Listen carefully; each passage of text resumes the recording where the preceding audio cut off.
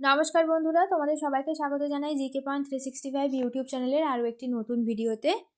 আজ তোমাদের সাথে আমরা এসএসসি জিডি 2025 এক্সামের 6 ফেব্রুয়ারির ফার্স্ট এবং সেকেন্ড শিফটের কিছু মেমরি বেস কোয়েশ্চেন নিয়ে আলোচনা করছি, জিকে কোয়েশ্চেন নিয়ে আলোচনা করছি।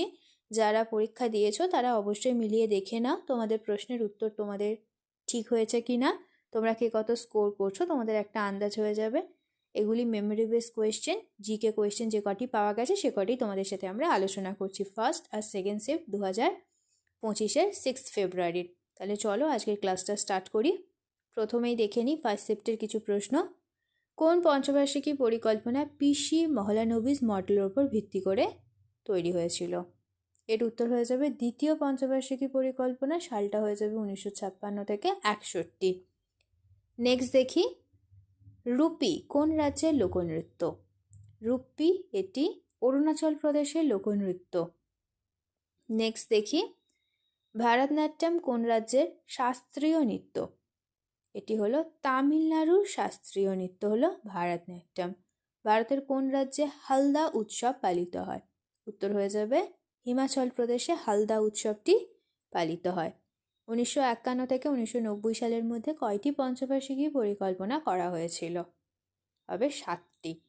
প্রথম পঞ্চবার্ষিকী পরিকল্পনা 1951 থেকে 56, দ্বিতীয় পঞ্চবার্ষিকী পরিকল্পনা 1956 থেকে 61, তৃতীয় পঞ্চবার্ষিকী পরিকল্পনা 1961 থেকে 66, এরপরে চতুর্থ পঞ্চবার্ষিকী পরিকল্পনা 1969 থেকে 1974, পঞ্চম পঞ্চবার্ষিকী পরিকল্পনা 1974 থেকে 1978, ষষ্ঠ পঞ্চবার্ষিকী পরিকল্পনা 1980 থেকে 85, সপ্তম পঞ্চবার্ষিকী পরিকল্পনা 1985 থেকে 1990।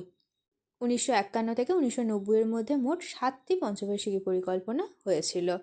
নেক্সট দেখি, বর্তমানে ইউপিএসসির চেয়ারম্যান কে আছেন? ইউপিএসসির চেয়ারম্যান হলেন প্রীতি সুদান।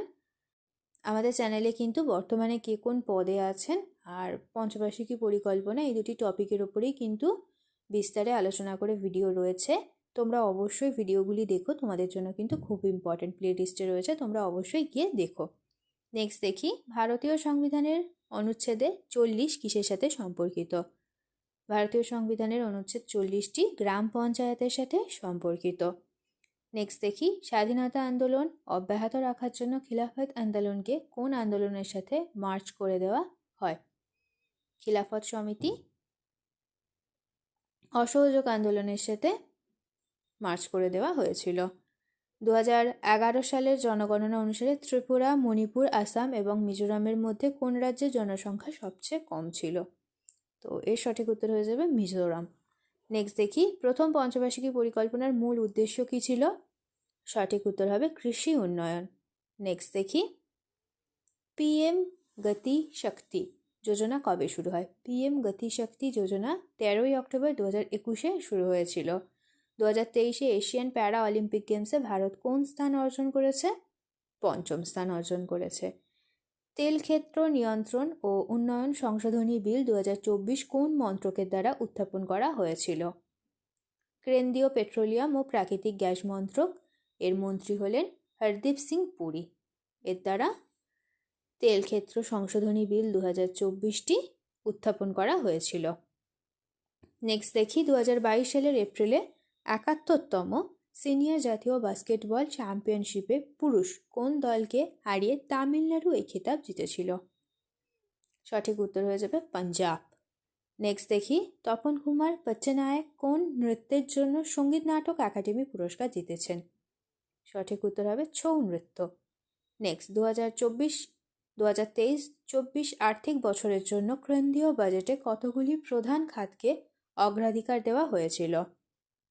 হবে তখন উত্তর 7টি খাতকে অগ্রাধিকার দেওয়া হয়েছিল।